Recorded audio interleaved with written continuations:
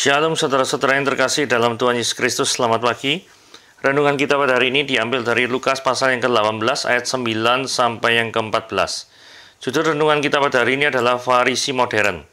Bertahun-tahun ketika membaca perumpamaan Yesus mengenai dua orang Farisi dan pemungut cukai, saya menempatkan diri sebagai pemungut cukai.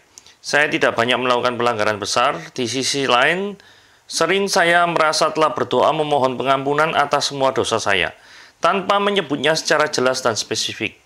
Belakangan saya baru menyadari bahwa yang saya akui sebenarnya dosa yang cukup aman. Saya menempatkan diri sebagai pemungut cukai karena merasa diri baik-baik saja di hadapan Tuhan. Kenyataannya saya adalah Farisi modern. Tuhan menyadarkan saya bahwa sesungguhnya saya patut dikasihani. Tak kalah memberanikan diri memeriksa perilaku dan hati, saya harus akui bahwa dosa saya tidak terhitung banyaknya. Kelicikan hati membuat saya mudah berkelit, membela diri, dan menyembunyikan banyak dosa. Mengambil posisi sebagai pemungut cukai adalah salah satu cara menyembunyikan diri. Doa saya tidak tulus dan menjadi sarana untuk membenarkan diri di hadapan Tuhan. Hanya oleh belas kasihan Tuhan saja, selama ini hidup saya tetap terpelihara di dalam Tuhan. Doa pengakuan dosa seharusnya didasarkan pada malu, takut, dan rasa bersalah kepada Allah yang Maha Kudus. Tiada apapun yang dapat kita banggakan di hadapan Tuhan. Di lain pihak, Dia menghargai hati yang hancur, penuh penyesalan dan keinginan kuat untuk bertobat. Tiada usaha apapun yang dapat kita lakukan untuk menghapus dosa kita.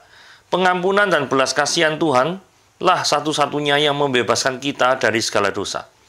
Mari menghampiri Tuhan dengan pengakuan dosa, disertai rasa sesal mendalam, untuk memohon belas kasihannya mengampuni kita. Oke, mari kita lihat renungannya ya. Siapakah yang dibenarkan di hadapan Allah?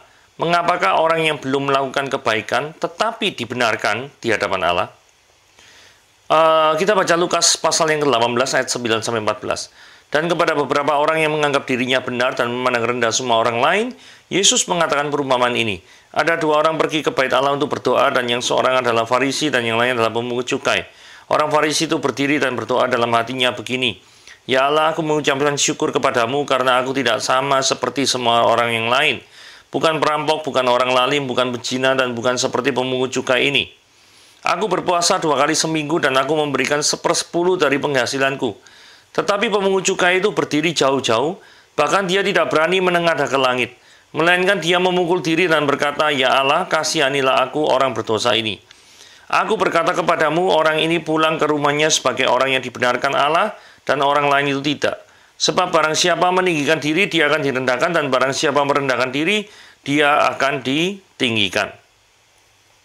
Oke, kita bicara tentang masalah kesombongan rohani. Dan kepada beberapa orang yang menganggap dirinya benar, kita lihat garis yang berwarna merah ya, dan memandang rendah semua orang lain. Saudara, mari kita bahas yang berwarna merah, menganggap dirinya benar. Jikalau seseorang itu menganggap dirinya benar, maka kebutuhan akan pengampunan itu pasti tidak ada di dalam hidupnya. Karena apa? Merasa benar kok. Kalau merasa benar berarti kan tidak bersalah. Lah kalau tidak bersalah, ngapain punya kebutuhan untuk diampuni? Logikanya begitu ya. Mari kita lanjut logikanya.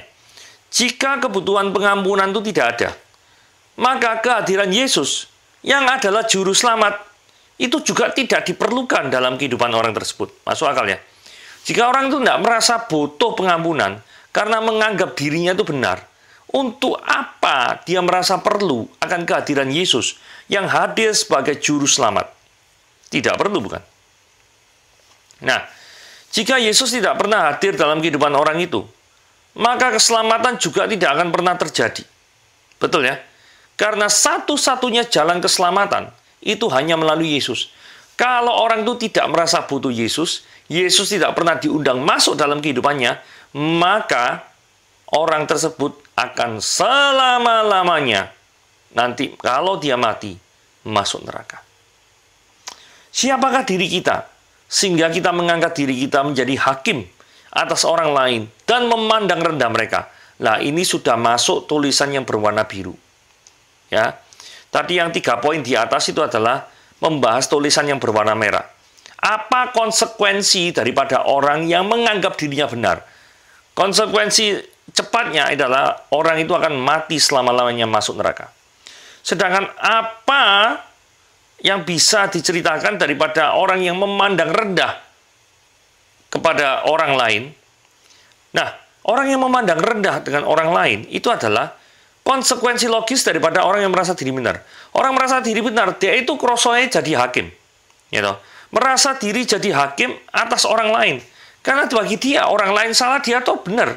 Sehingga karena dia tuh menganggap orang lain salah, dia toh yang benar, maka yang salah itu dipandang rendah. Itu sebabnya dia memandang rendah semua orang lain. Nah, ini permasalahan seperti itu. Padahal orang lain itu adalah diciptakan segambar dan serupa Allah. Betul ya? Kalau misalkan orang itu dicipta segambar dan serupa Allah, artinya orang itu patut dihargai kan? Wong ini perwakilan Allah loh. Kalau sulit segambar dan serupa Allah, membayangkannya begini ya. Kalau misalkan saudara ada punya fotonya saudara, terus itu fotonya saudara tuh diinjak-injak orang lain. Itu secara tidak langsung foto yang melambangkan daripada diri saudara itu diinjak-injak. Otomatis orang itu kan nggak bisa berkata demikian. Loh, aku kan nginjak cuma fotomu. Aku kan bukan nginjak-injak kamu. Nggak bisa seperti itu kan. Dia kalau nginjak fotonya kita, itu berarti apa? Orang itu menghina kita, tidak senang sama kita. Artinya itu seperti itu. Tidak mungkin nggak ada alasan, misalkan nggak ada kerjaan, tiba-tiba ya anggap aja sembarang random foto, terus kemudian kita injak-injak foto itu kan. Bukan seperti itu logikanya. Jadi, arti daripada ilustrasi ini adalah gini. Berarti seharusnya kita yang adalah gambar Allah itu harus dihormati. Bukan untuk diinjak-injak, bukan untuk dicaci maki, bukan untuk dipandang rendah. Ya toh? Tetapi permasalahannya karena orang ini merasa diri benar, maka dia melegitimasi dirinya sendiri, mengesahkan dirinya sendiri sebagai hakim yang memandang rendah orang lain. Nah, kalau kita pikir-pikir, kenapa ya kok mereka memiliki pemikiran itu, kok merasa diri benar dan merasa berhak untuk memandang rendah orang lain? Kalau saya pikir-pikir gini ya, karena mereka itu kan merasa orang Yahudi, bukan merasa, mereka memang orang Yahudi yang merasa diri keturunan Abraham sehingga mereka sombong. Karena Abraham adalah kaum pilihan Allah. Sehingga mereka merasa jadi keturunan dari Bapak Abraham, keturunan yang terpilih dari Bapak Abraham. Jadi akibat daripada status ini, status keturunan mereka, ini menyebabkan mereka menjadi sombong secara rohani. Nah, kalau kita pikir baik-baik ya, apakah ada status-status yang kita dapat mungkin melalui keturunan, misalnya orang tua kita kaya, atau memang kita berasal dari keluarganya yang mampu. Nah, dari warisan keturunan itu membuat kita menjadi sombong atau memandang rendah orang lain. Jadi misalkan kita sejak lahir mungkin tidak pernah mengalami yang naik becak, naik helicak, atau naik sepeda motor gitu ya. Selalu naik mobil AC-an dingin, tidak pernah merasakan teriknya matahari, hujan-hujanan, naik sepeda motor misalkan knalpotnya kemasukan air sehingga harus nuntun sejauh-jauhnya karena mogok. Tidak pernah merasakan kayak gitu. Sehingga karena tidak pernah merasakan, dia jadi memandang rendah orang lain. Bisa juga seperti itu. Nah, kalau misalkan saudara adalah orang yang model seperti ini, maka Anda sedang dihinggapi oleh penyakit yang namanya kesombongan kerohanian. Nah, ini yang perlu bertobat, gitu ya. Oke, mari kita lanjutkan kaum Farisi. Ada dua orang pergi ke bait Allah. Yang satunya kaum Farisi. Ya, kaum Farisi ini siapa sih? Kaum Farisi itu gini ya, dari literatur rabini, kaum Farisi itu digambarkan sebagai pengamat atau penegak hukum Taurat yang sangat teliti. Dalam gulungan-gulungan naskah Laut Mati atau Dead Sea Scroll gitu ya, kaum Farisi dikatakan sebagai kaum yang suka mencari dan memperhatikan hal-hal yang kecil-kecil itu mereka perhatikan. Mereka jadi pengamat pelaksanaan hukum yang sangat teliti. Karena mereka memiliki kerangka berpikir bahwa Allah itu mencintai orang yang taat hukum dan menghukum yang tidak patuh. Nah, mereka memandang relasi manusia dengan Allah itu hanya sebatas hukum, legalitas, gitu ya. Nah, menurut Josephus Flavius, yang ini sejarawan orang Yahudi yang hidup pada abad pertama, pada masa pemerintahan Yohanes Hyrcanus atau John Hyrcanus tahun 135 sampai 104 sebelum Masehi. Kaum Farisi itu mulai menunjukkan pengaruhnya di kalangan masyarakat. Kaum Farisi juga memiliki pengaruh di bidang politik, terutama pada masa pemerintahan Salome Alexandra tahun 76 sampai 67 sebelum Masehi. Namun setelah Roma berkuasa pada tahun 63 Masehi, kaum Farisi kembali pada peran asli mereka sebagai kelompok yang menjelaskan hukum secara terperinci dan sebagai arbitrator ini pendamai atau juru damai terhadap perselisihan-perselisihan dalam komunitas-komunitas Yahudi. Jadi ini kaum Farisi modelnya seperti itu. Nah, golongan yang kedua yang ada di dalam perumpamaan Tuhan Yesus itu adalah pemungut cukai. Nah, kita lihat ya, siapakah pemungut cukai itu? Pemungut cukai adalah orang yang bertugas untuk mengumpulkan pajak dari masyarakat Yahudi untuk diserahkan kepada pemerintahan Romawi di Palestina di sekitar abad pertama. Akan tetapi, profesi pemungut cukai dipandang buruk oleh masyarakat Yahudi di sekitar mereka. Bahkan cenderung dibenci oleh masyarakat. Kenapa kok dibenci? Alasan dibencinya ini karena para pemungut cukai setidaknya itu ada 3 alasannya ya. 1, karena ditariknya pajak, maka rakyat itu kan nggak seneng kalau ditarik itu. Nah, ketika ditarik pajak, pajak yang ditarik ini melebihi daripada apa yang seharusnya dibayar. Jadi dikorupsi. Ya. Kita lihat kemudian. Pemungut cukai ini narik pajak untuk pemerintah Romawi yang dianggap oleh musuh oleh rakyat. Loh, kamu tuh loh orang Yahudi.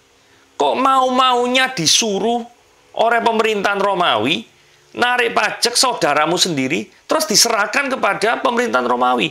Lah kamu kan ini mengkhianati gitu loh. Betul ya? Yang ketiga, cara yang digunakan para pemungut cukai sangat kejam dan tidak adil. Karena itulah para pemungut cukai dikatakan sebagai orang berdosa. Jadi karena merasa mendapatkan kewenangan untuk menarik pajak dengan sejumlah tertentu, maka mereka itu memperlakukan sesamanya, saudaranya orang Yahudi itu dengan semena-mena, kejam dan tidak adil. Ya, ketiga alasan inilah yang menyebabkan daripada pemungut cukai ini menjadi sosok yang tidak dihormati, tidak dihargai. Kurang lebih seperti itu ya. Berikutnya ini. Pemungut cukai bukanlah orang sembarangan. Sebab mereka adalah perlu memiliki kemampuan tulis, membaca, dan berhitung. Saudara, pada abad pertama tidak semua orang bisa nulis, tidak semua orang bisa baca. Apalagi bisa berhitung. Ya toh? Jadi, memiliki kemampuan nulis, baca, hitung di abad pertama, itu anggap saja memiliki suatu keahlian khusus. Selain itu, mereka perlu memiliki kemampuan untuk berhubungan dengan orang-orang, baik pejabat pemerintah atau rakyat biasa, karena mereka berasal dari masyarakat, mereka dituntut untuk tidak terlalu menindas rakyat mereka sendiri, namun sekaligus menghindar dari pejabat pemerintah yang korup. Meskipun demikian, para pemungut cukai tetap dianggap sebagai pengkhianat oleh masyarakat Yahudi, apalagi jika pemungut cukai terlalu berlebihan dalam menarik pajak untuk memperkaya diri mereka sendiri. Oke, panjang lebar kita sudah jelaskan status siapakah orang Farisi, siapakah pemungut cukai. Kita baca sekali lagi ayat 10. Ada 2 orang pergi ke bait Allah untuk berdoa. Perhatikan, 2 golongan orang ini itu pergi sama-sama ke bait Allah. Sama-sama mau berdoa. Jadi ada 2 orang dengan tipe yang bertolak belakang. Satu tipe orang yang suka memeras orang lain. Satu tipe yang menderita sindrom penyakit rohani yang pengen dihargai segala jeripayanya di hadapan Tuhan. Dan selalu membangga-banggakan dirinya. Nah, 2 tipe orang ini datang berdoa di bait Allah. Berdoa merupakan suatu aktivitas rohani. Tapi kita lihat, berdoa yang seperti apakah yang dilantunkan oleh orang Farisi dan yang dilantunkan oleh orang pemungut cukai, gitu ya. Nah, ayat 11 dikatakan gini ya. Orang Farisi itu berdiri berdoa dalam hatinya, ya Allah, aku mengucap syukur padamu karena aku tidak sama seperti orang lain, bukan perampok, bukan orang lain, bukan penzina, bukan juga seperti pemungut cukai ini. Jadi orang Farisi ini berdoa bukan untuk mengenal Tuhan lebih dalam, bukan. Tetapi ingin segala kelebihannya itu diakui di hadapan Tuhan. Dan ngerti ya? Kan saya bukan kayak pezina, saya bukan orang lalim, saya bukan perampok. Jadi dia tuh pengen keberadaannya, kelebihannya itu diakui di hadapan Tuhan. Dari kata-katanya ini, orang Farisi ini pengen dirinya tuh disanjung lebih tinggi, melebihi daripada masyarakat lainnya. Ya, ini namanya sudah dosa kesombongan, gitu. Nah, orang yang berkecimpung di dalam dunia kerohanian, orang Farisi ini, tapi kenyataannya bukan kerendahan hati yang ditemui, betul ya? Tapi kesombongan dan tindakan merendahkan orang lain. Ini yang berbahaya.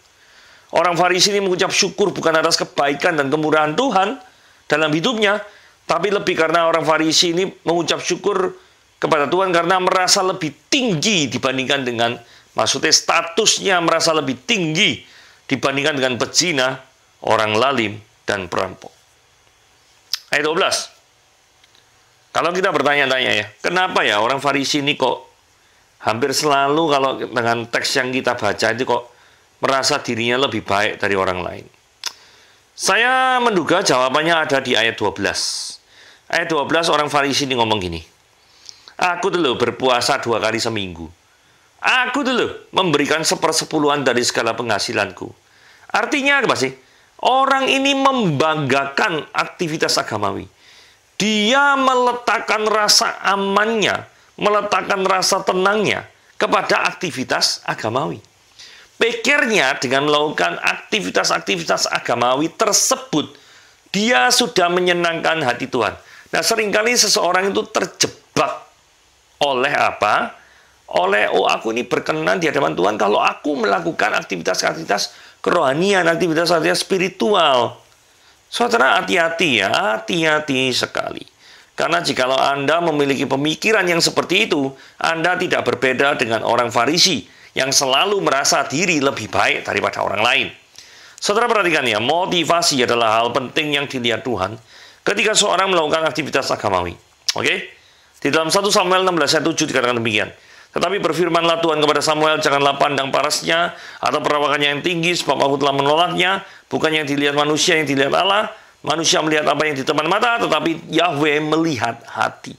Jadi dengar baik-baik, Tuhan itu melihat hati kita. Bukan cuma sekedar aktivitas fisik yang bisa dinilai oleh orang lain. Saudara, kita perhatikan doa seperti apakah yang dilantunkan oleh pemungut cukai. Pemungut cukai itu berdiri jauh-jauh. Dia tidak berani mendengar ke langit karena merasa tidak layak ya. Melainkan memukul dirinya sendiri dan berkata, ya Allah kasihlah aku orang berdosa ini.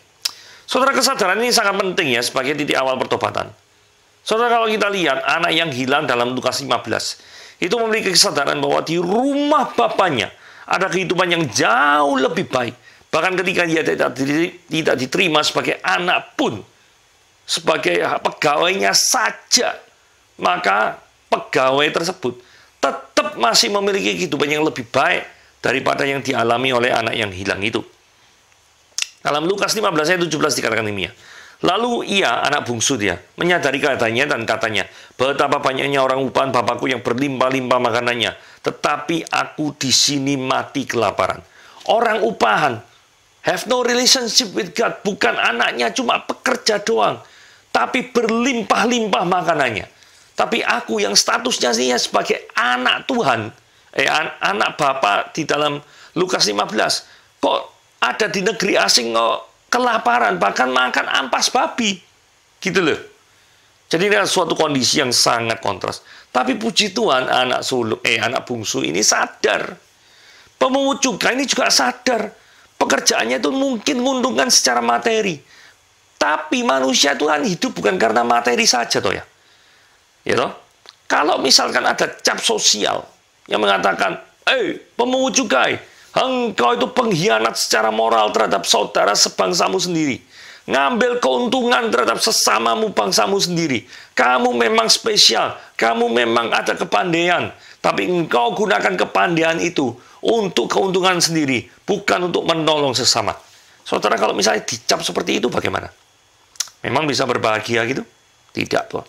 Sekalipun mungkin Anda memiliki materi yang berlimpah-limpah. Oke. Ayat 14. Aku berkata kepadamu, orang ini pulang ke rumahnya sebagai orang yang dibenarkan Allah. Pemungut cukai tadi loh. Yang kalau doa tidak pernah menengadah ke langit. Tapi justru menunduk dalam-dalam tidak berani menatap langit karena merasa diri tidak layak. Ya. Nah, orang yang model seperti ini model orang yang dibenarkan Allah. Orang lain itu tidak. Ya toh? Pemungut cukai tidak melakukan aktivitas rohani. Tidak melakukan. Tapi justru tidak melakukan aktivitas agamawi, aktivitas spiritual, aktivitas rohani. Tapi justru dibenarkan di hadapan Allah. Kenapa? Karena orang pemungut cukai ini memiliki hati yang sadar akan keberdosaannya. Dan memiliki rasa kebergantungan yang tinggi kepada Allah. Bahwa tanpa bergantung penuh kepada Allah, maka dia akan tetap jatuh dalam dosa. Sebaliknya, Farisi ini tidak diterima karena mati-matian menjalankan aktivitas agamawi, bahkan rutin puasa Senin Kemis, terus per bulannya itu tidak pernah lalai untuk mempersembahkan korban.